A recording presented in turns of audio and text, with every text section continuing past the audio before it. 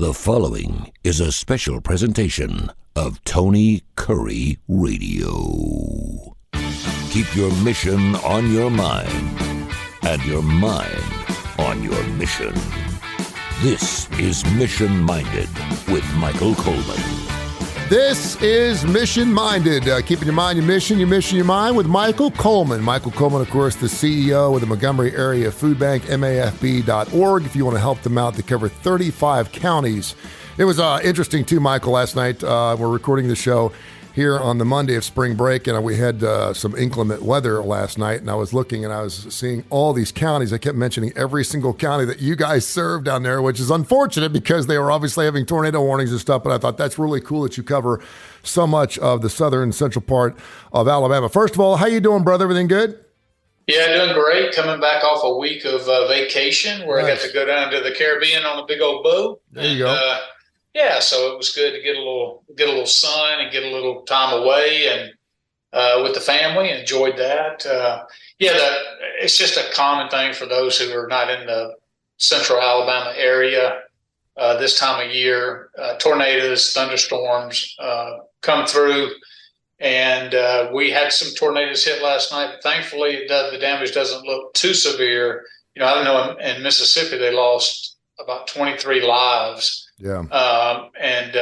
Just really hurting for those people over there. But, you know, we had a couple touchdowns here, but no significant damage that we were called out and had to take food and water to anybody. So I want to get into signs that you may be about ready to get laid off or fired. And this came to me a couple of weeks ago. I think this will be kind of a fun show. Not fun for the person, obviously, getting fired, but it's happened to all of us. And there are subtle signs. This is not like the boss coming in and saying, listen, it looks like you're going to get fired. We're talking about different signs that perhaps you don't see or feel that may be indicators that your position may be given to someone else, or they may just get rid of that position altogether. And so I had a friend of mine who's been with this company for 23 years. I'm not going to mention the name of the company. He's a very good friend of mine. And he pretty much could walk through his day at work with his eyes closed. Right. And there he takes a lot of time off. He has worked his way up the ladder to the point where he's getting 6 weeks of vacation every year. He's got sons that do travel ball. Every time I call him, he's never at work. It's just like, dude, what kind of position do you have? You can do these things. And he brought up something really interesting to me about 3 weeks ago. He said, you know, we got this new boss in. There's a red flag right there. And we sat down and he spoke with everyone in the company about what we're doing in our positions and how we can make our positions better and everything else. And for about, 3 or 4 months, he was all over me. Really pushing me, and I was kind of like, I was a leader, and I was like, okay, I'll change up things, I'll do things a little differently, and so I was really getting after it, and he said, with our new software and things, a lot of people had to learn the software, and I was having a difficult time with this stuff, and all of a sudden, he left me alone, and I was like, okay, this is great, and you're laughing, and I'm like, oh no, and I'm thinking to myself, this is the coach on a little league baseball team that's all over the kid because he knows he's got the most resources and the biggest gift in the team to be the most special player, and he wants to keep him after practice. He wants to teach this kid. And I said, this is kind of like a God thing for me. When things get tough, God sees purpose in us, and he's like, you know what? I see something special in you. So we got some things to clean up, so I can take you to a more fruitful land. And the people he doesn't bother with, they are what they are, and he lets them go. And so I take that as a compliment when a boss comes down on me or says, listen, I think we can do things differently. And they're engaged in my position and what I'm doing. I don't look at that as a threat, Sure. Particularly after being in the business for 23 years. I saw it when I was at Cumulus. But all of a sudden I got really quiet, and you know what happened 2 weeks later? Oh, I bet. Yeah. He gave it everything he got. He's like, let's see what this kid's made of. And after 23 years, he got let go. So that's one of the reasons. And you can go, 13, 15, 20 reasons why you think maybe you're going to get fired. But I did want to get your thought because you've been on both ends of this most recently. Obviously, you've been the boss of most places you've been through. But just your thought process on this whole topic itself. Well, I tell you, from you see this. So you take this guy, 23 years, probably takes everything for granted. He's not at work. He's like, hey, I've built myself up. I'm at a certain level. Yep. I'm valued. So really my job is, I can just go through the motions. And all of a sudden, so he may be getting great evaluations every year. They may just be being pencil whipped, or maybe he was meeting the previous boss's expectations. Well, you get a new guy in, and when people don't take that seriously, then and they start getting evaluated, and they're just like, oh yeah, I get 6 weeks vacation, and they're like, well, we're going to this new software system, and you can't adapt to the new software system, and all of a sudden the new guy's going, wait a minute, what value are you bringing to the company? Why, we're giving you all this time off. I'm sure he was making a big salary, but you can't even do some of the keep up with the basic software tracking system that we have. And so now that person just pushed his own self out of a job. I mean, because what he should have done, or I'll just take it away from your friend, a person like in that situation has to show the new guy that, hey, I am engaged, number one. I care about the company. And, hey, even though I'm having trouble, hey, I'm willing to work on my own time, work on the weekend. I'm going to figure out how to operate this system. But you have to show them that you care, that you're struggling. In other words, that, hey, I'm invested in this job. But, when we get, it's just human nature. When you get so far along, you're like, yeah, they bring somebody in or whatever. I'm vested. I'm locked in. And then they find out, 23 years, we paid you for 23 years, but now your value's gone, and now it's time for you to move on. What was it like when you got to, and obviously you're with the Jimmy Hale mission, and then you went to the Montgomery Food Bank, and this show started about a year and a half ago, but I was so happy to see you make a transition from one job to another because it just gave us so many more topics to get into. But Sure. you got the Montgomery Food Bank, and as the CEO, and you do have a board you must answer to, you sat down, and I'm imagining that I don't know how and I'm imagining you met with everyone individually, and I think we spoke about this. Did you start with the people with the most recent hires, or did you start with the people that had the most tenure? No, I will tell you, it was really a unique situation in that so many people had such longevity here. I mean, we had 2 people over 25 years, and we had a staff of 36 when I got here. Now, we're going to soon be up in the mid-50s. But when I got here, we were at 36 people, and I would say 40% of them had been here 8 years or more. And it was a lot of just going through the motions, just surviving day to day, just putting out fires. There wasn't really a real vision working towards something. So when I came in, I sat down with them and I said, hey, I want every one of you here. I want to look at what you're doing. I want to understand what you're doing. I want to see how well you're doing it. What is the system you're going by? How do you measure the effectiveness of your job? And what I found out was there was really none of that going on. The evaluation system was, as you see in so many places, which is just, it's inflated. So you can't tell your best workers because everybody basically gets, the same evaluation because we don't want to do the tough work of sitting down and developing people and telling people where they need to improve and what they can do better. And so, you just get into that and, it's evaluation time. Everybody gets a pencil whip evaluation and so on. And I just told them, I said, listen, it's my job to make sure it's very, very clear what my expectations are, what your jobs are. I'm going to make sure your job description is crystal clear. I'm going to make sure you have all the tools, that you have all the resources, that you have everything you need to be successful. But then I'm going to hold you to a high standard.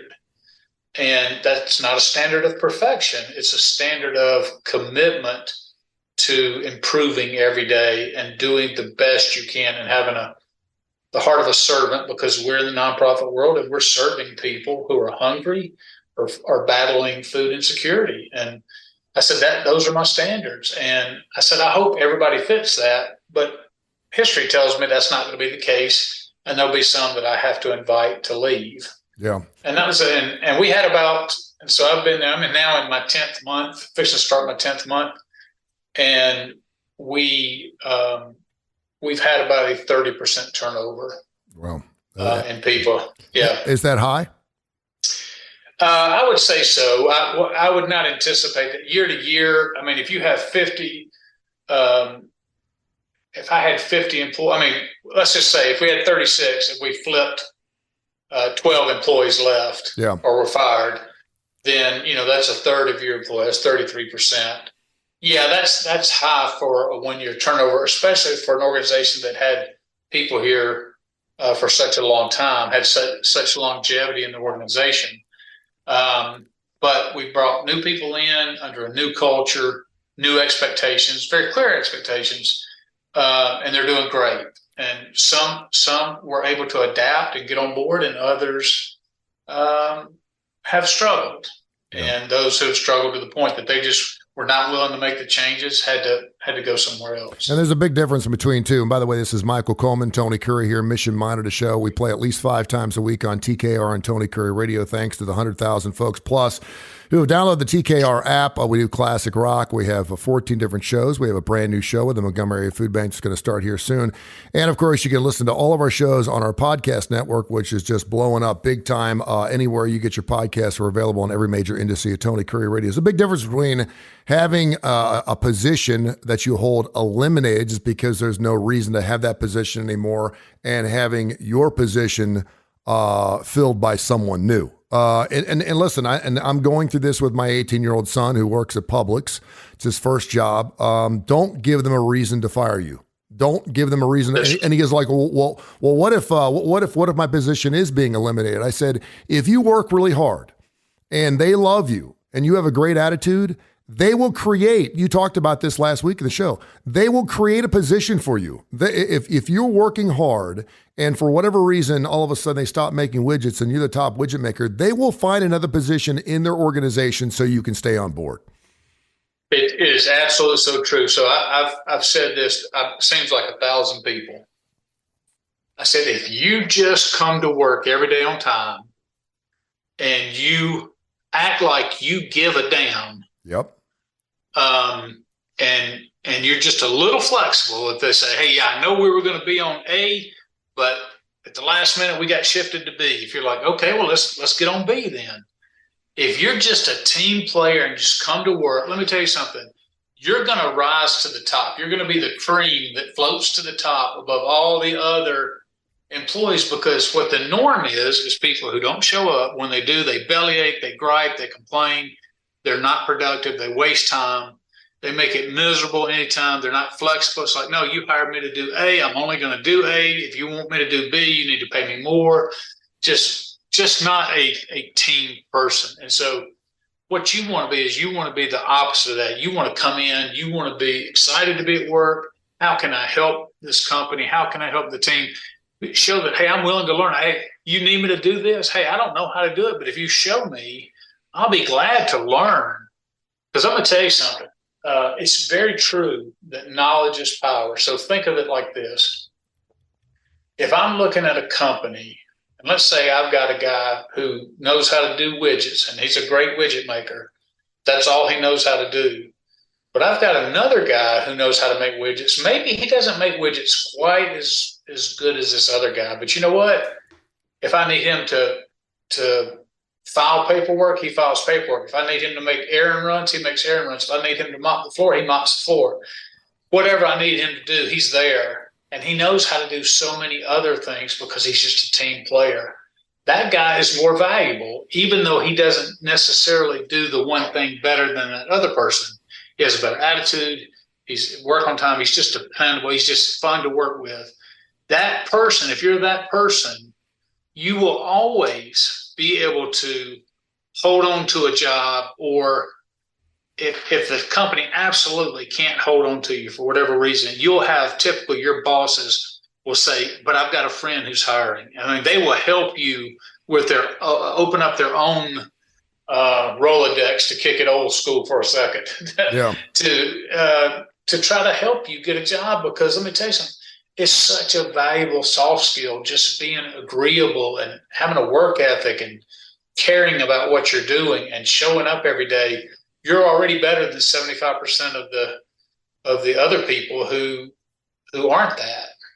Yeah, emails, info@TonyCurryRadio.net, and I'm sure we're going to get some emails on this show today. Emails, info@TonyCurryRadio.net on the TKR app and wherever you get your podcast.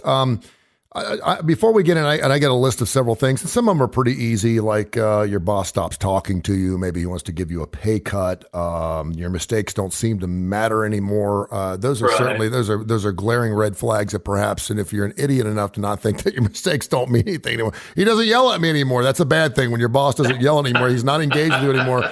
But I want to take it to the top. Sometimes you'll hear someone say, "I got a job opportunity, and it's a great company." Now, when someone says it's a great company, the first thing you're usually talking about are benefits. Their health insurance is good. They're very liberal with maybe child care, whatever it is. It's a great company. But I always think to myself, if they're a public company, the first thing I do is I go back and look at the last couple of years in the stock market. I want to know how my company is performing. Particularly if they're making me an offer that seems too good to be true, because I don't know how long my position is going to last if I'm working for a company that's not doing pretty well. I've got a really good friend of mine who was in a pharmaceutical company, and he lasted 7 years before they let him go. But when he got in this company, the boss was in prison. They were basically reestablishing the entire business from the bottom up. And again, he was a youngster at the time, so he was willing to take that on, and he did really well, and he got another job out of it. But talk about how important it is to look at your company, see how it's doing. Is your company gone through bankruptcy? All kinds of different things you can look at. Yeah. So just observing the overall health. So you've got, when you look at a company, lots of things you can look at. You, just like you said, you can look at the financial health of it. Now, you could have looked out at that Silicon Valley Bank, SVB, that recently just folded. And there was a lot of talk out there. And I get it, the tech world and all the tech industry out there, and they probably thought, oh, this bank's got so much more. But then there started to be some whisperings. And at least before they folded, a couple people got wind of it and pulled large sums of dollars out, and it's kind of an insider's move to be able to do that. But I guarantee you, if people were honest and just paid attention to the culture there, they would be able. There had to have been some red flags that that the company's losing money, whispers or whatever. And so those are the kind of things where you can look at the financial health, but even if, so I'll take this to the nonprofit world, because lots of times I would say it's mostly the case. The nonprofits are not swimming in money. You get away from the St. Jude's and the National, the Red Crosses, things like that. You're just talking about your average nonprofit. It's not going to have millions of dollars in reserve. And so lots of times people say, well, I do look at the health of the company. Is this nonprofit going to be around for the next 5-10 years?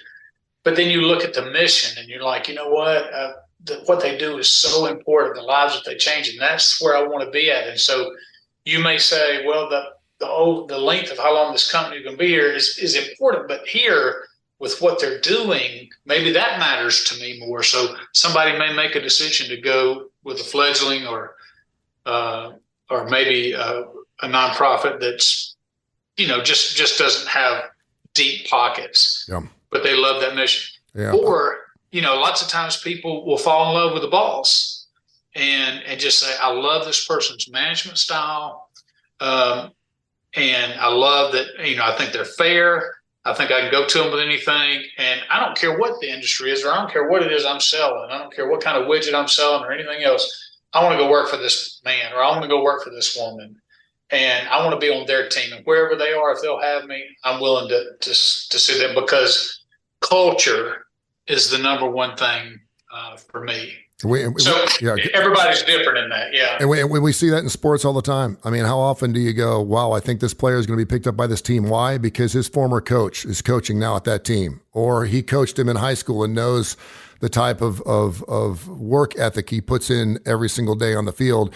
And, the other thing that's interesting, and this is kind of giving me goosebumps in a bad way. I'm thinking about, when I was let go at Cumulus, and we were hired as a team, we were fired as a team, we were all going in different directions, and people like, what happened? And listen, we had a 14-year run. I ran 31 years of that company. And I think after 30 years, people just thought, I'm just going to be there forever. And right. I certainly was one of those people. I was looking, okay, I got 15 more years and I could retire, go to the beach and call it a night. But two things stood out to me. First of all, on my 30th anniversary, no one said a word. which I thought was really strange because I'd been there for 30 years and I was the longest tenured employee in the entire company, and not a thing was made about it. And I didn't want to, and I'm not full of self-pride, but I was kind of like, wow, it would have been nice if someone had said something. Yeah. The other thing, the other thing is when my boss called me in and had told me about another position with another company that he thought I'd be really good at. Now it was with CBS Sports Radio in New York. It was a big program. It was much bigger than what we were doing here in Birmingham. But I thought, okay, that's really nice of you to think that I'd be a great fit there, but I'm working under you now here. Why would you even consider me for and it's funny now, but he was like, well, Tony, I'm always looking out for what's best for you. And I really think you'd be a great position. And and of course I was like, that was kind of weird. That was kind of strange that he would even think to do that. So there's signs there, and sometimes we're just so full of ourselves we don't see them. I want to throw out, and I'm looking at kickresume.blog, and they've got a bunch of different things. I'm going to kind of fly through these. Stop me when you hear something that you think is kind of interesting, because they really are interesting. Number one, work just got a lot easier. We kind of talked about that. Number two, perhaps you feel like the work is impossible to manage. That's kind of interesting. Yeah. And I will tell you, do you give your workers too much to do in order to fire them? Well, I think I've addressed this, I think, on the shows, but I have to tell my employees over and over again that, look, I can't tell where your tank is, how full it is. All I can do is say, okay, I'm going to begin to start. Here's your job description. I'm going to begin to start laying this out and making sure. And if you get to the point that you are getting overwhelmed, either because we're going too fast or I've given you too much to do, I can't see that unless you come forward and tell me that. And people don't want to do that. I mean, I get it, but all I can do is say, look, you have to believe me. I am not interested in sending you home with your head hanging low every day, being burdened by how much you didn't get done. Yeah. Because you never get to celebrate your wins. All you're focused on is what you're failing at. And I said, so you have to communicate with me, and it's okay to say, hey, I'm at capacity right here. So maybe if I've got to do these other things, maybe they need some help, or maybe I need to help them get better organized. I mean, it's just a lot of things to look at. Can I throw one that came to my mind right away? Absolutely. It's when you start being put you're kept out of the loop. Yes. And let me tell you what I thought about when you brought this topic up. First thing that flashed in my mind was the old Friends episode where Chandler was going to work every day, and he was the favorite of the boss, and the boss would slap him on the butt every day really hard. Uh-huh. And everybody was so jealous. They're like, oh, you're his guy. And Chandler's like, yeah, but it really hurts. So he confronts the boss and tells the boss not to do it. Well, then the boss starts slapping the other guys and just handshaking with Chandler. Well, Chandler gets jealous, and he goes back to the boss because now he's out of the loop. Yep. He was the man, and he was complaining. Now he wasn't the man, and he went back saying, he said, you want me to smack you on the butt again, don't you? And he said, yes, that's what I want. So it is and it's just human nature. I've done this before too. When you have leaders that you've already come to that decision that you're going to be moving on from them, or you're going to be transitioning them into a lesser role. In other words, that they don't have the same amount of influence. Well, it really doesn't matter that they are in every meeting that affects that department anymore, because you've already, in your mind, you're transitioning. You've already moved on to the next person. And so I have been guilty of this, not necessarily intentionally, but just like, oh, you know what? I should have still probably brought them in, and I've done it accidentally. And people have come to my office and go, hey, y'all had a meeting about so-and-so and I wasn't invited. Mm-hmm. Should I take anything by that? And I was like, no, total misunderstanding. I just left you off the invite list. It was an accident.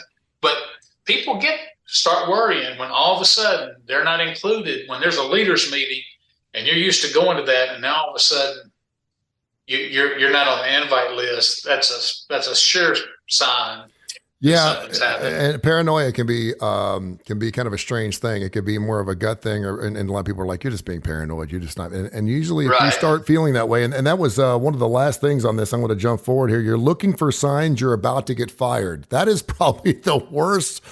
When we had a new company take us over 10 or 15 years ago, we knew that across the board they weren't into 3-man shows. They did 2-man shows. Every show was a 2-man show because there was no reason to have that third voice. Well, we had 3 shows with 3 voices on it. And so word got up and down the hallway. They're into 2-man shows. They're into 2-man shows. They don't do it in any other market but Birmingham. They allow 3. And so everyone started saying, well, and I mean, people are like, okay, Tony, you're going to leave the morning show and you're going to be teamed up with this guy and this, that. And I was like, guys, until they sit down with us and actually tell us that's the situation. Again, we went another 5 years doing 3-man shows.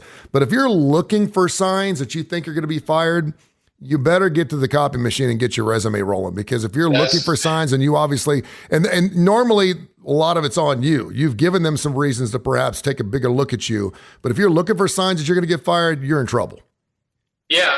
And just, I'll tell you something else that really I've seen a lot too, is where the boss starts going around you and dealing directly with your subordinates. Yep.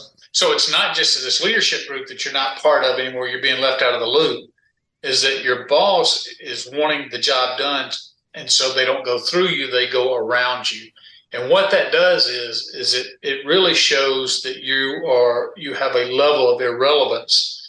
And what begins to happen is the employees who are doing the work start to get the praise, and then the leader starts developing more and more confidence in that employee. And now you're the middleman and you're like, well, what purpose are you serving? I'm getting everything I need from your subordinate at a lesser rate. So you've become irrelevant. That may have sounds like maybe what happened with your friend that, I don't know what subordinates he had, but all of a sudden he was just kind of out there and not producing the numbers or not spending as much time or whatever the deal was. And then all of a sudden you're like, you know what? They're not, versus what we're paying them, the productivity we're getting back just doesn't make sense anymore. I've seen this so often too. Number 9, this list is they encourage you to go on vacation. No boss will ever. And I've had 3 good friends of mine in the radio business who went on vacation and midway through they got fired. They didn't know until they got back, but everyone in the building knew they were fired before they got back, which I think is probably the worst way you could fire an individual, particularly when you're taking your family to Disneyland and you're dropping $6,000 or $7,000 on this monster vacation because you probably wouldn't have gone knowing that you were going to be fired. But along your lines, your boss wants to meet with you more one-on-one suspiciously often, where you feel your boss has become strangely distant. Your coworkers seem to be avoiding you. They stop inviting you to important meetings, what you just mentioned. Hey, let me go back. You roll through that really quick, but on the distance thing, because this is something else that I think is it's a little more subtle. But when you come in, you kind of establish a rhythm of what you talk about with each coworker. So you may have somebody that's really close to you. It's a peer, could be a subordinate, could be a supervisor. But you just know you may talk about sports or you may talk about personal things. It all depends on, but whatever you're used to talking with your boss about at whatever level, all of a sudden that starts to diminish. And you're like, we don't really we don't talk. I'm used to my boss standing in my office door and talking for 10 minutes every morning. Yep. Now it doesn't do that anymore. And because what begins to happen, it's not even a conscious decision. It's a defense mechanism that we use to begin to emotionally withdraw from that person. And so you're just distancing yourself because you know that this relationship is coming to an end. Well, that's psychological, man. That is. It is. It's a psychological thing that lots of times you're not doing it. You're not like, hey, I don't want to go talk to that guy anymore. You just know this isn't going to end well, and so that doesn't draw you closer. You like, hey, I want to create some distance. So when the time does come, it's going to make it easier to either terminate or to say goodbye to this person. I know that, and we only just have a few more minutes, and there's a couple others. Your mistakes don't seem to matter anymore. We mentioned that. There's a job opening for your position, which is obviously not good unless you're in expansion mode. Your tasks are reduced, which I don't think is ever a good thing if all of a sudden they start taking work off your plate. Sure. The funny one is your superior keeps asking if you're okay. That is not, and I know you're a very compassionate individual. I know you're a guy who likes to know about your employees' families, their wives, what's going on in their lives. I think that's great. That's wonderful. But if your boss keeps saying, "Are you okay?" That means that you're starting to show your emotions on your sleeve or your heart on your shoulder, and that's not a good look. It's not a good thing. That's right. And this is some of this goes along with that same psychological thing about distancing, because one of the things that I think about is if you have a boss who, whether he or she praises a lot or just praises some, whatever level of praise you're used to, all of a sudden that begins to be diminished. So when I'm trying to really encourage employees, I'm going to find sometimes small things that they're doing. I just try to find wins in the small things. So it may not be something that, hey, I'm going to broadcast over social media, but I just may say, hey, you know what? I've really noticed last couple of weeks you've really been nailing this task, and I just want you to know I've noticed that, and I really appreciate it. And so so if they're used to that, maybe once a month or once every couple of weeks, you get a little pat on the back or attaboy, and all of a sudden those stop, even though you're still doing the same, in your mind, the same type stuff. It's the praise has stopped. And I think that also goes back to the psychological withdrawing aspect, because they're not looking to find things to elevate your mindset. They are preparing you that you're not doing a job that's satisfactory, or this company's relationship with you is ending because your value is no longer what it was. All right. Coming up next week, we're going to spin this because we're talking about red flags, you get fired. Let's do just the opposite. That is, what are you worth in your company? When you're busting your hind end, you know you're doing a great job. How to ask for raises. What's the best way to get a raise, particularly if you're in a company that's hurting a little bit, maybe on the bottom line. And we got a lot of kids that are going to be graduating college coming up here in the next few weeks. I'd love Michael Coleman's thoughts on the best way to get hired. What do you need to do, not only in the interview process, but what you need to put on your resume, and what are some of those things that you've seen over your illustrious career as a boss? What are you looking for in your employees to maybe get hired in a field that you feel like you could do for the rest of your life? We'll get into that next week. Tell people how they can find you, Michael. Yeah, go to mafb.org. That's Montgomery Food Bank, and you're able to support us. Love that support. We spend every day trying to reach out to seniors, children, and families who are battling hunger and food insecurity. Love your support. But my email's on there. You can reach out to me at any time with any questions or any thoughts that you have, any specific questions you want me to tackle, or you'd like Tony and I to tackle together. I couldn't do it without Tony. And and just appreciate everybody, continue to appreciate everybody who listens. info@TonyCurryRadio.net, info@TonyCurryRadio.net. We'll drop your emails in next week as well. Thank you, Michael. Till next week, man. Appreciate you. All right, brother. Back at you. This has been a special presentation of Tony Curry Radio.